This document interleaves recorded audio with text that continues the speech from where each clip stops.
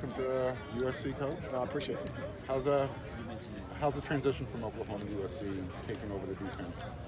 Yeah, I mean, it's this is the third time we've installed the defense now, so I mean, there's a little bit of a confidence level that comes with that. I had an opportunity in this conference at Washington State several years ago, as you mentioned, at Oklahoma.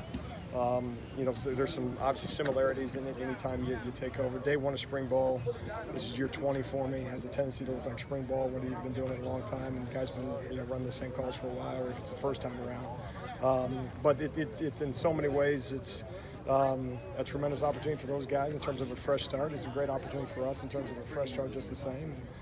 Instilling expectations and habits and all those things that you do in spring football. And 2 days into it, it's easy to say we've made progress, but we got a long, long way to go. What do you feel like your biggest strength is right now?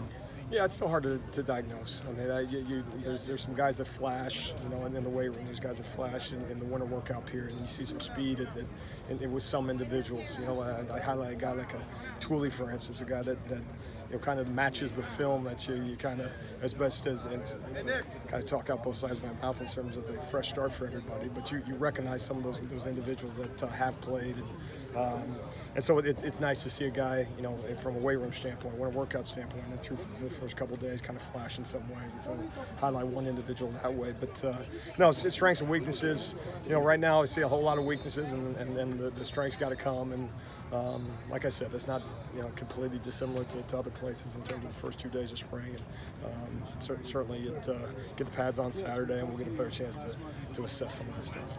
Talk about Caleb Bullock and his versatility. How does he make your job easier, knowing that you could probably play in a variety of Sure. positions? Yeah, another guy, young player, obviously in the program, a guy that has some quality, reps from a year ago.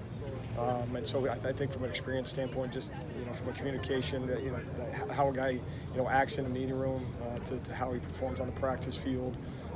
You're seeing a guy that has a little bit of confidence going into his second year, which you would expect for a guy like that. And you see some speed element of things, a guy that can run the show on the back end and make some communications that way. And still a young player. He's one of those guys that he's got to, what's he got to fix? He's got to become a bigger athlete. The sport demands that of you. And so he's one of those guys that he's got to put on some weight. He's got to put on some muscle. He's got to look like a second-year guy. And the things that made him a good player, and give him credit for that as a freshman. Okay, well, as a sophomore, the evaluation changes. You kind of get graded as a curve, freshman in general. And so we have high expectations for him, and he's certainly got a long way to go. But we're excited about it. What went into moving Chris Thompson down to linebacker, and how has that looked so far? As much as anything, just trying to maximize the roster. I think as you look at every position, one of the roles as a coach is try to put your best 11 out there and put the next best 11 behind them and maximize the individuals that you got. Some of it in spring ball is when you have deficiency at a certain position or from a number standpoint. Sometimes you do it for the longevity of it, what you think could happen in the fall, and then other times you do it just to get through the 15 days. I think the best position for him as we evaluate him to possibly have an impact for us, and so something we'll evaluate as we go through it.